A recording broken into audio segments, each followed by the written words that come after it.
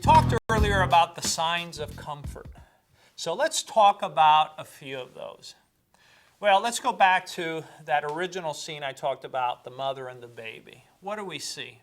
We see a lot of soft talking. We see a mother and a child talking to each other in very pleasant, low tones. We see a lot of mirroring behaviors. Now, the baby doesn't understand words, but they understand the tone. They understand the delivery. They understand the subtle touch. They understand the scanning of the face. They understand, we know this now, the dilation of the pupils. We can take that information and apply it to business and say, well, how do we make a meeting more pleasant? Very simple. I mean, this is almost a no-brainer, and yet you see it, you almost never see it in meetings. Smiling. The mother smiles, the baby smiles. The CEO smiles, other people present smile. Smiling is very important. We as a species, we as individuals need this. We receive great pleasure in knowing that what we are engaging in is pleasant, and smiling is one of the easiest ways. And yet, because we think it's a meeting, because we think this is a business setting, we tend to restrict that when it should be part and parcel of what we present. And there's other behaviors associated with comfort. One of the more powerful things that we can do, beyond smiling, is head tilt. Head tilt is one of the ways that we say that we are so comfortable with you. We are so comfortable with what's being presented that I'm willing to expose the most vulnerable part of my body, which is the neck. This is extremely primitive in our circuitry, that we're willing to show our neck or expose our neck at any one time to those people we trust. And you'll see this, try holding your head at an angle, tilting your head on an elevator. As soon as people get in there and they're all strangers, your head will go like this. And you say, why did that happen? Because they don't make you comfortable. Head tilting is a comfort display. So you may be confronted with an employee who has an issue. And one of the ways that you can sort of soften that issue, that you can assuage the concerns, is not just by smiling, but the very simple process of using a head tilt, which transmits very powerfully, in fact. I'm receptive to what you're saying. I'm not approaching you, or I'm not viewing this as someone that's strong.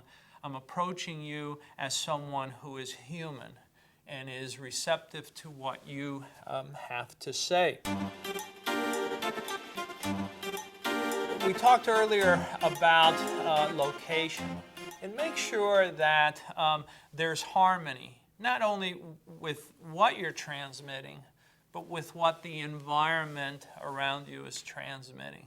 If someone wants to talk to you privately, private is private. Private is not with 12 people standing around or 3 people sitting in the corner and you're trying to communicate over here, because you're still transmitting non-verbally. And a lot of business people forget this. And you say, well, let's just meet in the hallway. Nobody will know what we're talking about. Folks, let me tell you, you get 2 people talking in the hallway, they're whispering to each other. Their nonverbals will tell you, they will demonstrate to you whether things are good or things are bad. And of course, in any business, the last thing you want is a lot of speculation as to what's going on. So even here, you have to put this in context and say, what kind of environment do I want to create? And then go forward and create it. The other sign of comfort that we have that is very powerful is this concept again of isopraxis, or mirroring.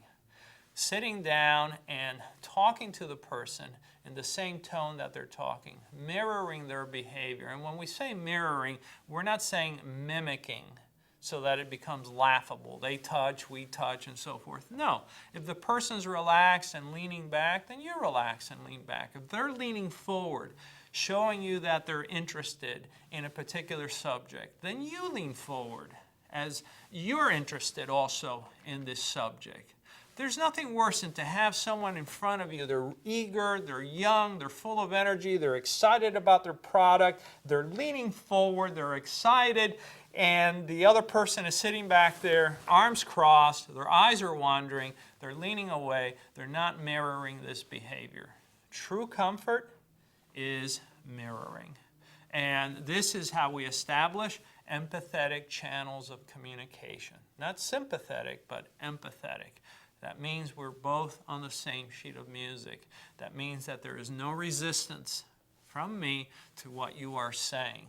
I am receptive to what you're saying. I may not agree with it later on, but at least I am receptive to it. So the calm voice that I talked about earlier that we see early on, we also want to see. We want to see it in almost any setting because the calm voice does more than the words themselves.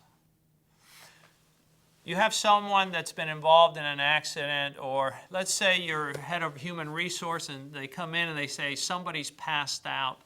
You rush down there, people are screaming and they're yelling. Yelling and screaming, hey, everybody settle down, is not going to have any effect. In fact, the most powerful thing that you can do is walk in there and with a very soft voice say, all right, everybody clear out of the way. And you will find how almost miraculous this is because we as a species actually gravitate towards what we call homeostasis. And that means the person that has their act together. We want calm. We want comfort. We don't want the hysterical. And we gravitate towards that. One of the fascinating things of those of you who remember the movie 2001, A Space Odyssey, the Stanley Kubrick movie, was the voice of Hal. And how mesmerizing it was. And it was mesmerizing because it never elevated. It was always constant. And we actually are seduced by this sort of calm tone. When things are bad, that's what we want to flock to. Now, in addition to head tilt, in addition to smiling, in addition to these mirroring behaviors, one of the most powerful behaviors that we often see, which are indicative of high comfort, usually shows up in people when they're talking to each other and they're both standing.